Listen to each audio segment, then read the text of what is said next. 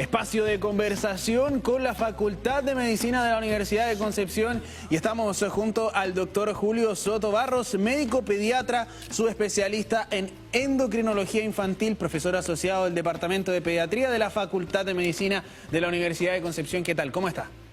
Muy bien, gracias por la invitación. Queremos primero hacer un poquito la relación entre lo que nosotros conocemos popularmente como endocrinología, porque cuando uno le dice esa palabra, por lo general asocia médico, visita, tratamiento, algún examen quizás, en torno a lo que es esto, pero a veces ahí mezclamos un poquito las cosas de que muchas de lo que tenemos hoy en día, de la posibilidad de acceder a estos exámenes, tienen justamente un vínculo con una investigación previa. Claro, como bien tú lo dices, uno en el fondo cuando da una indicación médica, uno trata de tener medicina basada en la evidencia, que se llama en el fondo, que es el sustento que nos respalda para todas nuestras indicaciones y es basado en estudios científicos que en el fondo que muestran lo que es realmente, no sé, pues costo efectivo en cuanto tanto a la parte diagnóstica o terapéutica. Acá en la Universidad de Concepción nosotros hemos conversado ya de que hay harta línea investigativa, que se está trabajando en harto. A nivel local, a nivel regional, a nivel universitario también, dentro de la universidad. ¿En qué línea se está trabajando en este tema? Bueno, nosotros en la universidad, o sea, más que y en el hospital, en el fondo donde trabajo, yo trabajo en el Hospital Higueras.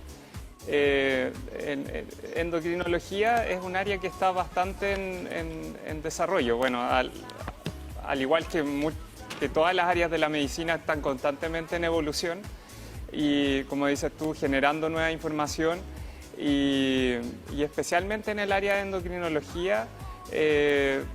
Uno siempre cuando ve un paciente, uno se empieza a hacer preguntas. Y ¿estará esto descrito o será que lo estoy haciendo bien? Entonces uno va y revisa la evidencia y uno se da cuenta de repente que no hay cosas que no están descritas o que no hay suficiente información y de ahí surgen como preguntas de investigación y que nos llevan a también, que nos motivan. En mi grupo con el que trabajo en el hospital somos todos bien como motivados a la investigación y en el fondo estamos y trabajamos muchas veces con estudiantes de medicina también que nos ayudan porque igual es algo que implica mucho tiempo. Entonces, y de repente nos surgen muchas preguntas y no podemos hacerlo todo, digamos, hay alguien uno del equipo que se dedica a una área, otro que se dedica a otra área, y ahí nos vamos repartiendo un poco para la área. Por ejemplo, en mi caso yo trabajo mucho con el área de diabetes y también tengo formación estuve afuera un año estudiando en Estados Unidos y que me permitió formarme en la parte de metabolismo óseo. Yeah. Entonces, y sobre todo la parte de metabolismo óseo es un área que de hecho no hay muchos especialistas a nivel mundial en esa área, entonces hay mucha investigación en curso. Sí, ahí en ese tema, bueno, hay harto asociado, harto tema de cómo funciona internamente también nuestro cuerpo, en especial, por ejemplo, la tiroides, el hipotiroidismo, se está también ahí, las estadísticas en aquello han ido un poco negativas en cuanto a lo que, bueno, negativa en el sentido de que el aumento de esta detección de estos casos es algo complicado porque en muchos temas son crónicos, son pacientes que van a tener que cuidarse toda su vida, entonces, y también es una de las áreas en las cuales se ha enfocado, ¿cierto? Claro, nosotros, bueno, la patología autoinmune en general ha aumentado mucho y dentro de eso las principales causas de patología tiroidea hoy en día son, y de hipotiroidismo y de hipertiroidismo son patologías autoinmunes.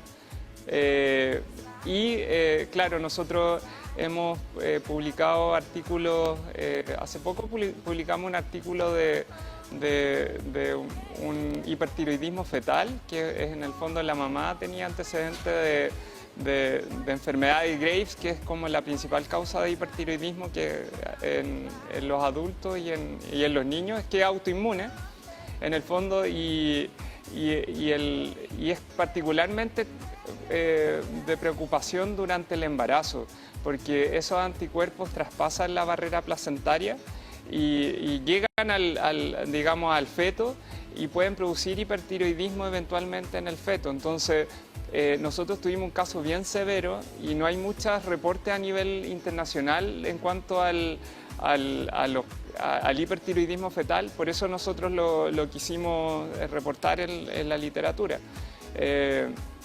Afortunadamente el paciente evolucionó, incluso lo tuvimos que tratar a la madre, a pesar de que ella ya tenía tratamiento definitivo del hipertiroidismo con radioyodo en el fondo, y tuvimos que tratarla para evitar los efectos del hipertiroidismo en el feto.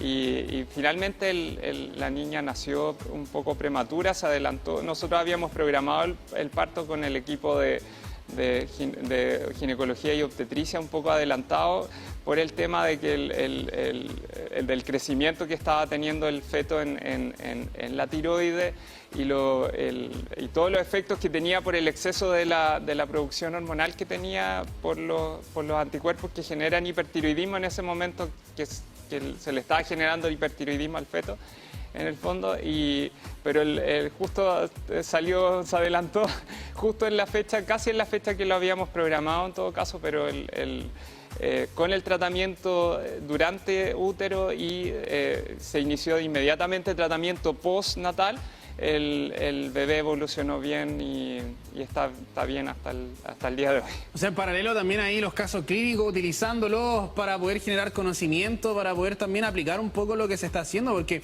claro, hay una investigación detrás, hay hartas complicaciones a la salud que han estado, bueno, lo mencionó, todos mutamos.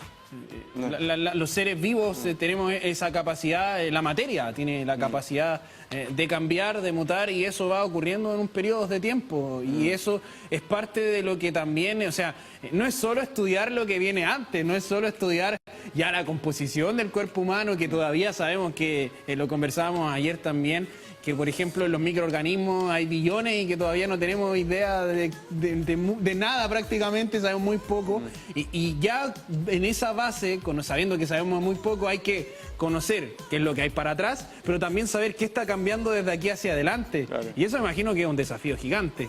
Claro, es verdad, porque en el fondo, como dices tú, bueno, todo este tema de las enfermedades autoinmunes que han aumentado hay una teoría que se llama como la teoría de la higiene, y en la medida que los países como que van evolucionando, se van desarrollando en el fondo, ya tienen, no sé, pues a mí me tocó en alguna oportunidad ir a África, y en África los problemas son las enfermedades infecciosas, pues la malaria, la tuberculosis y todas esas enfermedades que acá nosotros ya las tenemos controladas. Entonces, como el cuerpo ya no tiene que defenderse contra tantas cosas infecciosas, empieza a atacarse a sí mismo. Entonces, claro, en ese sentido es como que hay que estar abierto a que eso ha surgido como causa importante.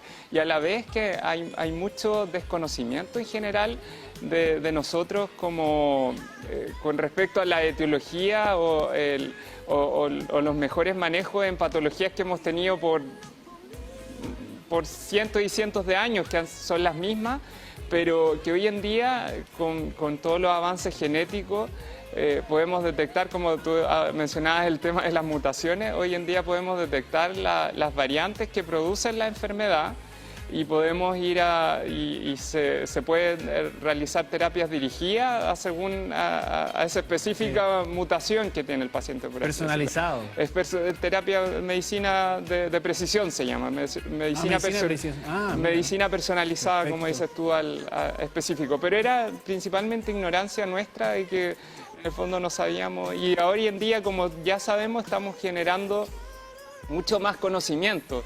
y se sabe que a lo mejor, no sé, dentro de una determinada, a lo mejor mutación, pueden haber mutaciones que responden más a los tratamientos que nosotros aplicamos, otras que responden menos a los tratamientos, que son más resistentes. Entonces todo eso es conocimiento que se genera hoy en día. Y concentrado este conocimiento, por su parte, doctor, en el ámbito infantil, en el ámbito pediátrico.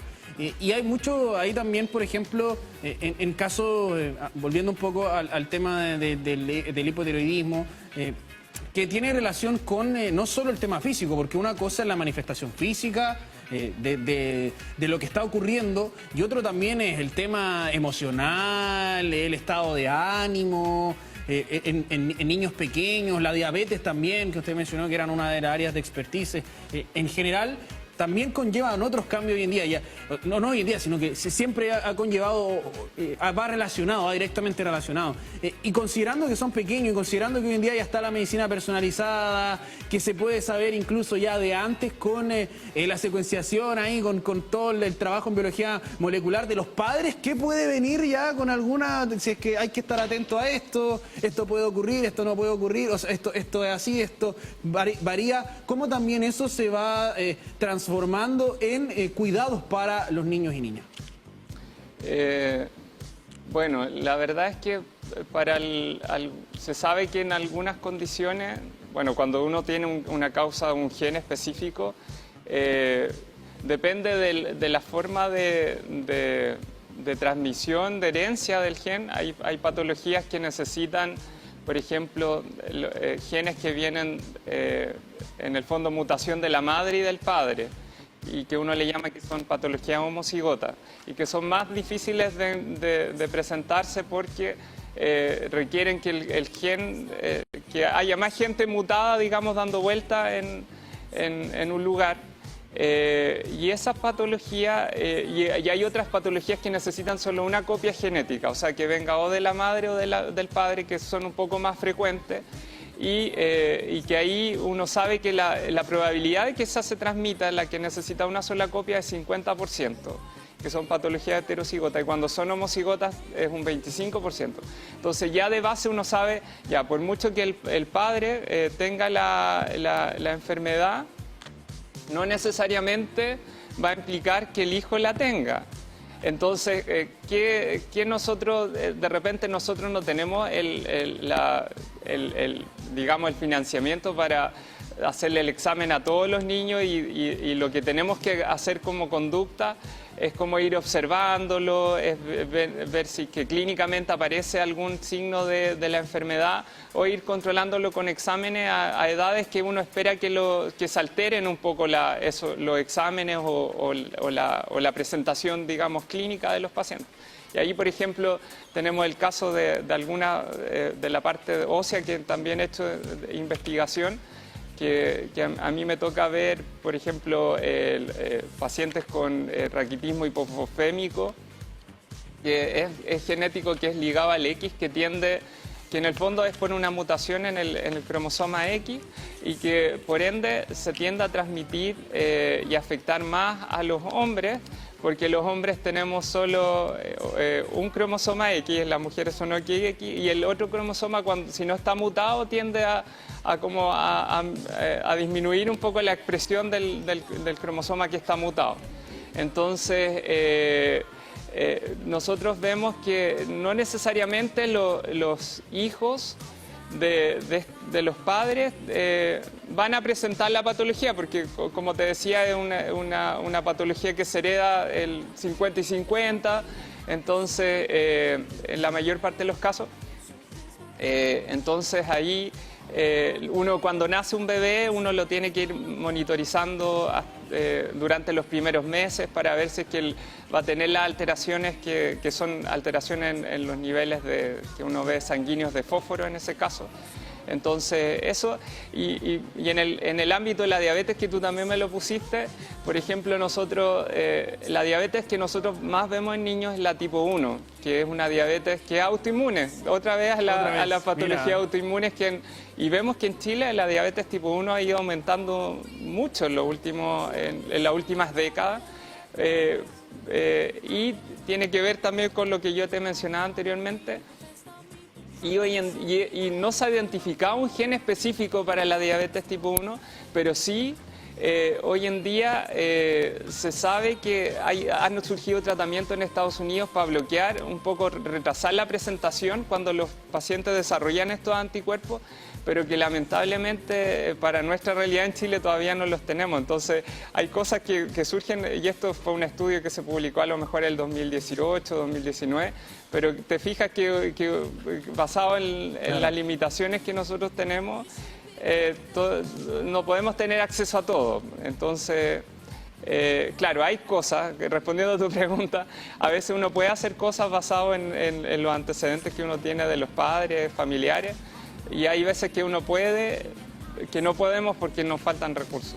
Y ahí, en todo esto de estas investigaciones, sobre todo en temas ya pediátricos, infantiles, en gestación, como lo que estaban haciendo antes, como lo que estaban mencionando anteriormente, ¿cómo también afectan las nuevas publicaciones, los nuevos conocimientos que se han ido adquiriendo, como por ejemplo las mutaciones que provienen desde el entorno? O sea, estudiar un caso quizás que es en Ñuble puede ser muy distinto a uno que es en Puerto Natales o acá en la región del Biobío, solo por las características geográficas. Pongamos Ñuble, Biobío, y eso que está muy cerca. Con todo esto de que nuestro entorno también nos moldea un poco, de que a los padres, a los niños, a los adultos va cambiando también nuestra interna. Sí, es verdad, y especialmente nosotros como país que somos una franja tan larga que en el fondo por distancia y por cercanía a otros países que tenemos quizás en el norte, no sé, pues uno puede adaptar a lo mejor la parte genética de los otros lados y así como en el sur hay más inmigrantes que vienen, no sé, pues son más de Europa, etcétera. Entonces nosotros tenemos particularmente una mezcla, dirían, a lo igual que se da en muchos otros lados también, pero de la genética en sí. Y eso, claro, pudiera afectar en que se presente más una patología en un lugar que en otro.